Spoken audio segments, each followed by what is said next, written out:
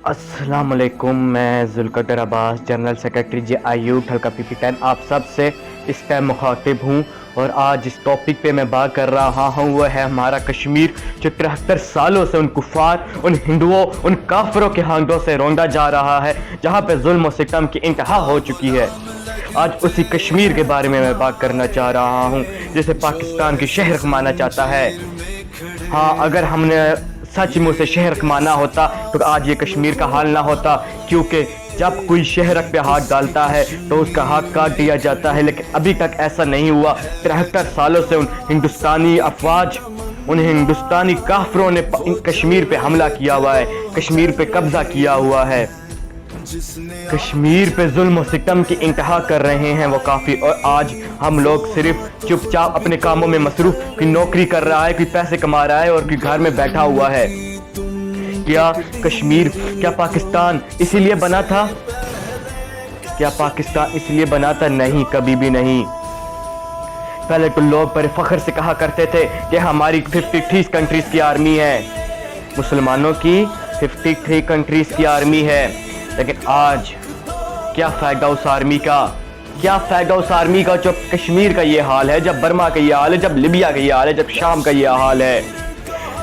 शाम के बारे में तो कहा जाता था, मेरे नबी ने कहा था कि जब शाम में खैर ना होगी तो दुनिया में कहीं खैर ना होगी। आज शाम का हाल आपके सामने है। मस्जिद अक्सा फ़लस्तीन, मस्जिद अक्सा हमारी मस्जिद, हमारी प्यारी मस्जिद को उन काफरों, उन इसराइली, उन यहूदियों ने कब्जा किया हुआ है। और आज हम कुछ भी नहीं कह सकते। क्यों? क्योंकि आज हम अपने ही कामों में मसरूफ हैं। आज हमें खबर ही नहीं उस बारे में। मैं खुद कई बार कश्मीर के बारे में बात कर रहा होता हूँ तो मेरे दोस्त अहबाब, कुछ लोग ये कहते हैं कि हमें क्या लगा, कश्मीर से अपना अकीदा ठीक करो और नमाजें पढ़ो, कश्मीर का मसला अपना, हमारे अपने मुल्क के मसले नहीं हल होते, हम आप एक और मसला अपने सर पे ले लें।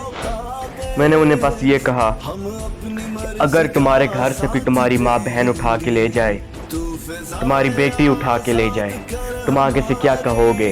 कि चलो पहले नमाजें पढ़ते हैं, अपना अकीदा ठीक करते हैं, फिर उसे वापस लेके आते हैं, या अपनी पूरी ताकत, पूरा जोर लगा दो कि उसको वापस लेके आने में। बस मैं यही कहना चाहूँगा।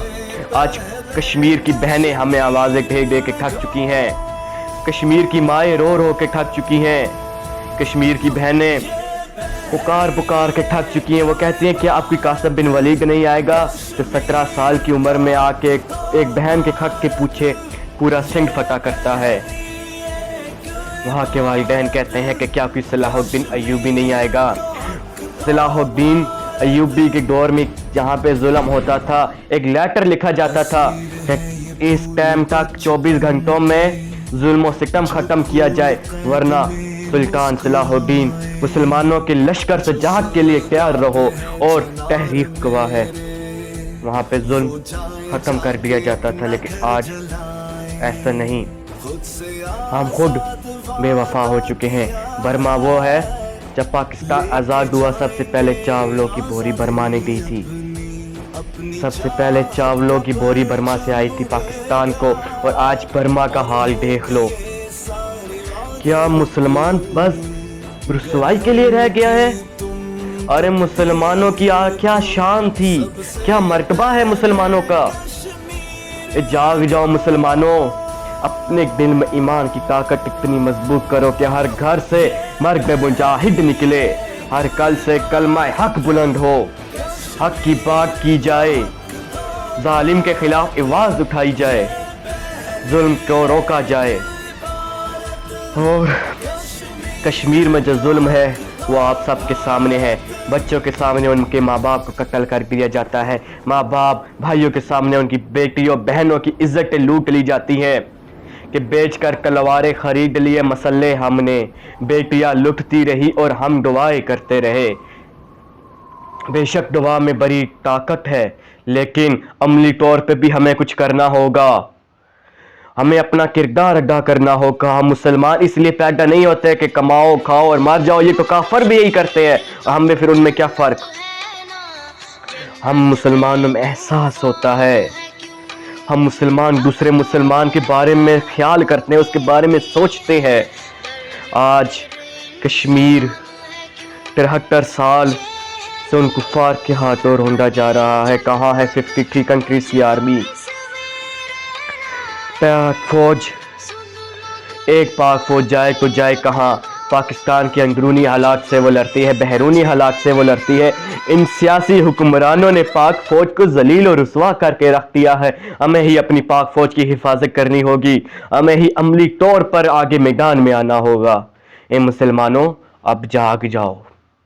بہت زندگی ہم نے گزار دی رسوائی میں، بہت زندگی گزار دی، اللہ کی قسم بہت زندگی گزار دی۔ اب ہمیں اپنی آنکھیں کھولنی ہوگی۔ اب ہمارے دل میں ان مسلمان بہن بھائیوں کے لیے احساس پیدا کرنا ہوگا، خاص طور پہ کشمیر، فلسطین، برما، لیبیا، شام کے مسلمانوں کو اپنا بہن بھائی سمجھنا ہوگا۔ جو 1400 سال پہلے میرے نبی نے کہا تھا تمام مسلمان آپس میں بہن بھائی ہیں، اگر ہم نے ایک دل سے مانا ہوتا تو آج یہ کشمیر، فلسطین، لیبیا کا حال نہ ہوتا، آج وہاں پہ ظلم و ستم نہ ہو رہا ہوتا۔ جہاں سے نکلتے ہیں خون کے آنسو، ہاں وہ بستی جسے لوگ کشمیر کہتے ہیں، اس کے بارے میں ہمیں آواز اٹھانی ہوگی۔ شکریہ۔